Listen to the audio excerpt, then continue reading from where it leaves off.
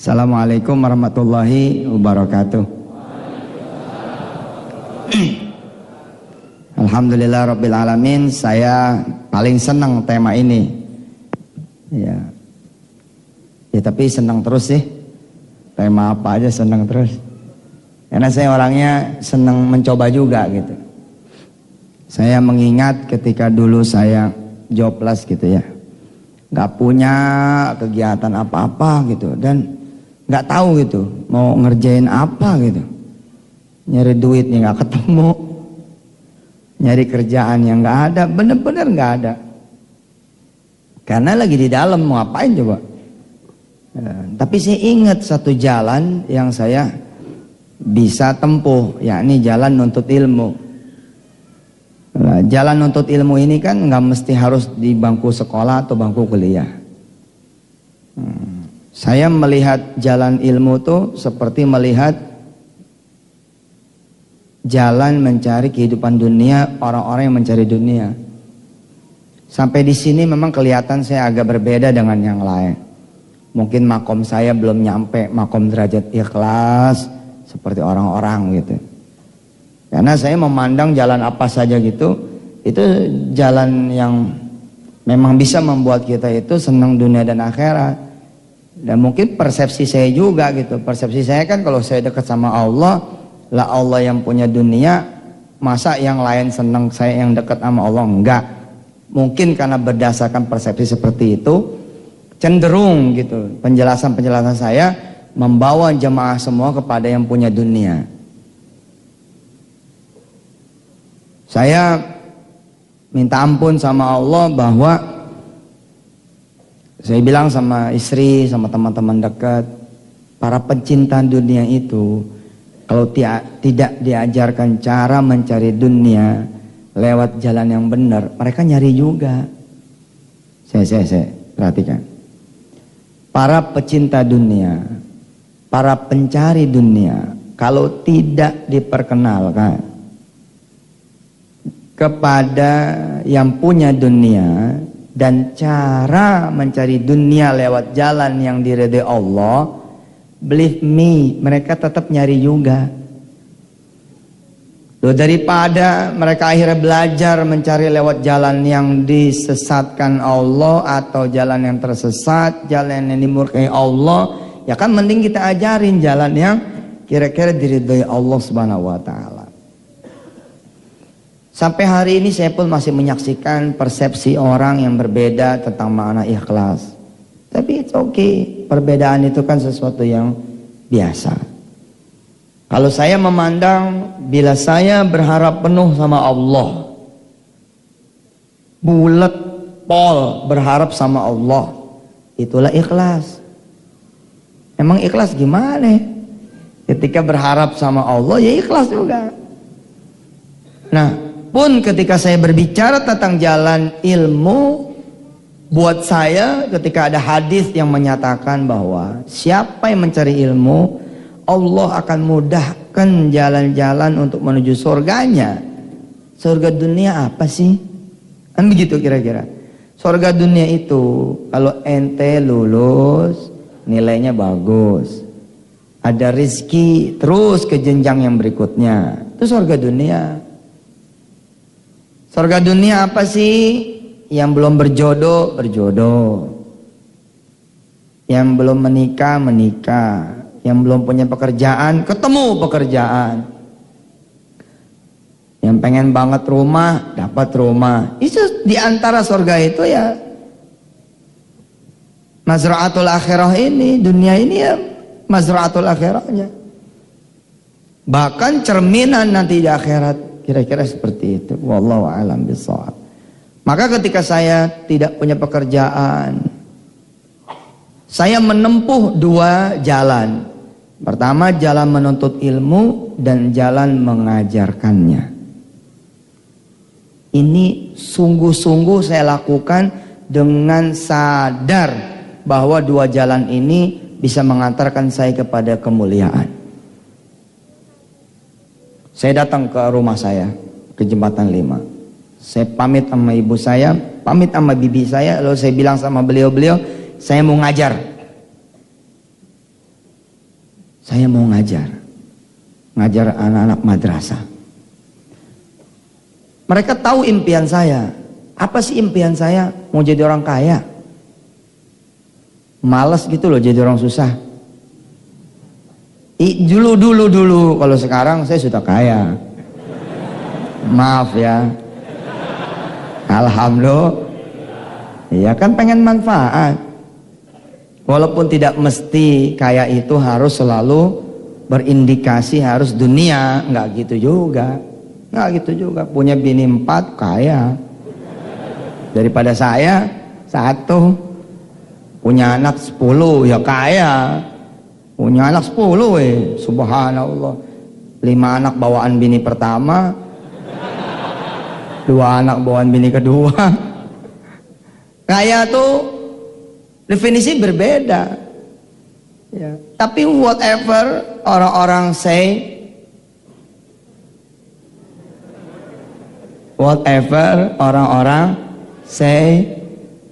apapun yang orang bilang, ya kaya adalah nalurinya manusia. Dan saya sempat mencari di jalan yang salah.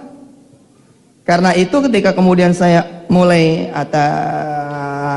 petunjuk dari Allah, mudah-mudahan insya Allah bukan kalimat syaitan.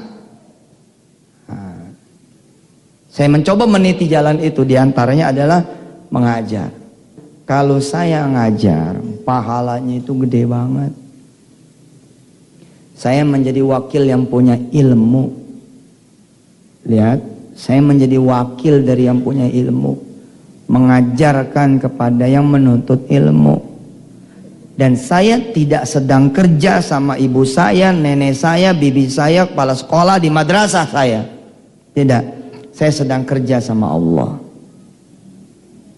Karena itu apa yang saya lakukan? Yang saya lakukan adalah saya betul-betul mencari tempat mengajar. Saya mencari tempat mengajar. Sebelum saya ngajar, doa. Ya Allah, kalau emang kaya bisa menjadi jalan saya menuju surganya Allah. Nah beda kan? Doanya beda. Kalau ada yang nyamain doa saya, oh saya pengen kaya, nggak boleh. Doanya lihat dulu. Kalau emang jalan kaya bisa menjadi jalan saya menjadi hamba Allah yang bersyukur, bisa banyak sedekah, bisa membebaskan diri dari hutang, tidak ada ketakutan, bisa menolong orang banyak, bisa bangun masjid, bangun madrasah, bisa beli mobil jenazah, lalu ada trial buat mereka-mereka. Uji coba, monggo, silahkan. Maka jadikan saya orang kaya. Tapi jika tidak,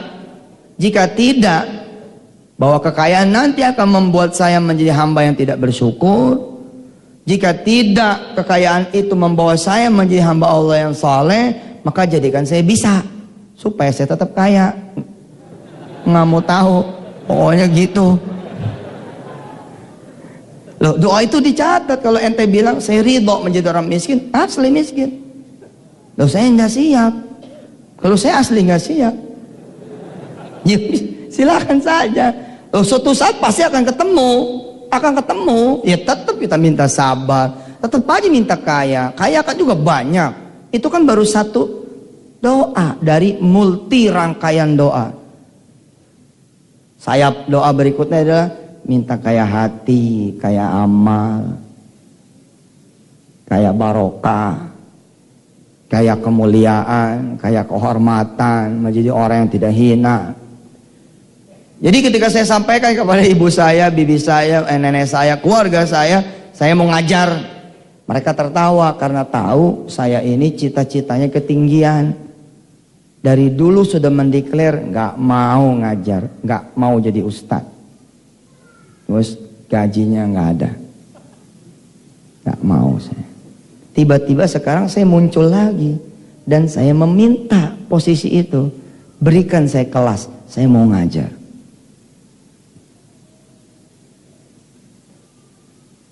Maka beliau-beliau mengingat saya tidak mau berontak gitu loh. Maka mereka nanya, "Oh, kok tumben mau ngajar?" "Iya, mau jadi orang kaya, mau lunas utang." Kok tawalah mereka itu. Beliau-beliau tertawa. Malah ngajar nggak digaji. Betul, ngajar nggak digaji. Karena itu saya mau minta sama Allah, di antara sebaik-baik wasilah untuk meminta kepada Allah, di antaranya adalah jalan mengajar. Jadi jalan tuh banyak ya, ada sodako, ada solawat, birrul walidain, baik sama tetangga, oke? Sama anak yatim, ngusap pala anak yatim, mungut sampah, itu jalan buat kaya juga loh. Mungut sampah ini, baru betul. Coba ente tiap hari mungutin sampah di sekitar Jogja, diangkat jadi pegawai negeri. Udah dia aja tuh rajin, tugas kebersihan. Jalan berkhidmat, bersihin WC, toilet, dapur, udah saya coba juga dan berhasil juga gitu loh. Pokoknya Allah tuh nggak bohong deh. Setiap yang Allah sodorkan, Rasulullah sodorkan, itu pasti jalan betul. Tapi setiap yang dilarang, wa manahakum anhu fantahu, maka setiap apa yang dilarang pasti itu mengbonyok di situ. Kalau kita langgar pasti musola, masjid malah tuh gedean dikit, pasti masalah. Tapi yang Rasulullah suruh apa kena, termasuk menyingkirkan duri gitu, wah itu jalan kemuliaan betul-betul. Betul, betul jalan kemuliaan. Nah termasuk jalan kemuliaan yang hari ini kita belajari adalah belajar terus. Nah saya mau masuk dulu nih dari sisi mengajar. Saya ngajar, ketika ditanya apa hubungannya mengajar dengan kaya, bebas utang, pengen nikah segala macam, saya bilang karena saya butuh dorongan untuk doa saya dikabul Allah. Setiap ente nyapu tuh ente doa sama Allah, ya Allah saya nyapu nih, bayar dong ya Allah. Iya betul begitu. Makanya kan ya, kita tuh ya tidak terbiasa berdoa toh, jadi kelihatannya aneh. Apa aja doa tuh jadi aneh. Sedekah doa aneh. Kok aneh sih? Doa nggak sedekah aja boleh doa, karena ente nggak terbiasa gitu loh, nggak terbiasa. Begitu megang gagang sapu berdoa sebentar. Ya, Bu. Apa doanya? Mudah-mudahan bisa nikah sama yang depan rumah tuh. Loh, hak saudara. Itu kan hak saudara. Muter aja di rumah itu. Doa, ya Allah saya ini pengen S2, pengen studi S2. Terus nyapu, ngepel lah, bersihin toilet. Sebelum masuk toilet doa dulu, ya Allah saya mau bersihin toilet, tolong bayar saya ya Allah, saya belum bayaran semester. Bismillahirrahmanirrahim, dang masuk, bersihin toilet, bersihin. Sen keluar bersih-bersih, dang doa lagi, ya Allah udah diberesin tuh, besok saya cek ya. Tawa lagi. Aneh masih punya tuh saksi-saksi hidup atas din Allah, yakni murid-murid saya. Jadi sebelum saya kemudian selesai, sekarang malah saya udah nggak disiplin, doanya sendiri aja tadi di sini. Dulu-dulu mah saya ketika benar-benar butuh doa, saya tidak akan pernah membiarkan murid saya mendapatkan ilmu apapun kecuali mereka mendoakan gurunya dulu. Ini zaman dulu nggak bisa. Sebelum ngajar saya tanya murid-murid saya, sayang sama ustadz nggak? Tergantung. Murid sekarang tuh, aduh kacau lah. Murid dulu mah lain lah, beda, nggak diminta aja doain gurunya. Murid sekarang disuruh minta doa, tar dulu nih bayarannya apaan? Nah saya minta sama murid-murid saya, Ustadz mau ngajar. Assalamualaikum warahmatullahi wabarakatuh.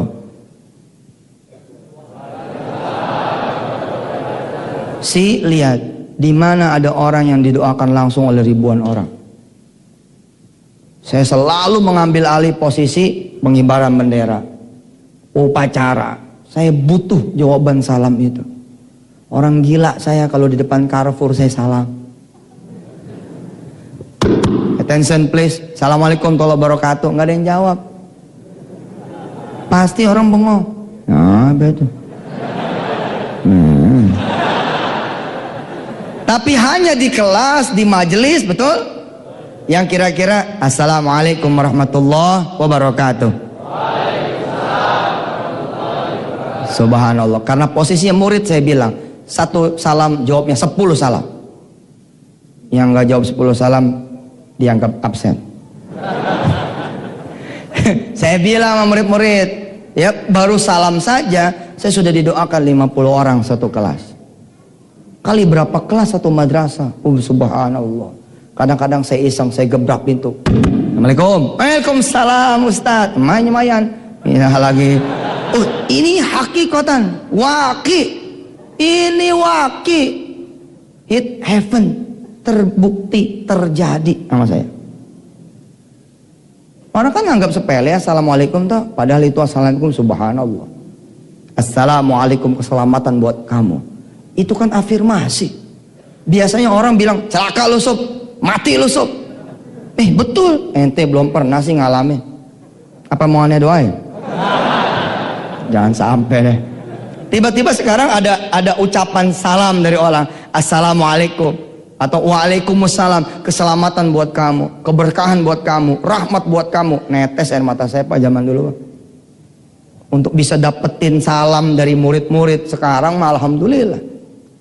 Dulu nyari murid susah. Makanya saya bilang sama guru-guru di pesantren Darul Quran, ketika ngumpul saya bilang, yang harus bayar siapa? Pesantren kah? Atau saudara? Apa kata guru-guru? Ustadz.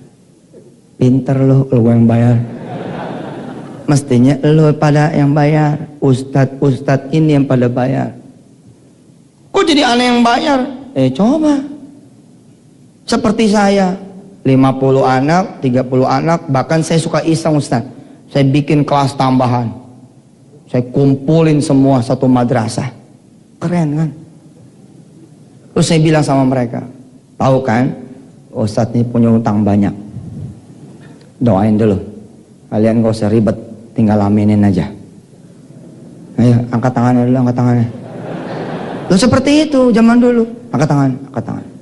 Bismillahirrahmanirrahim. Ya Allah, saya mau ngajar nih pusing. Loh, mikirin utang nih gimana. Mudah-mudahan diaminin sama yang lagi pada belajar. Dan saya tahu orang yang belajar itu doanya makbul. Karena para pelajar nggak ngerti doanya itu makbul, maka sedikit sekali populasi pelajar yang berdoa.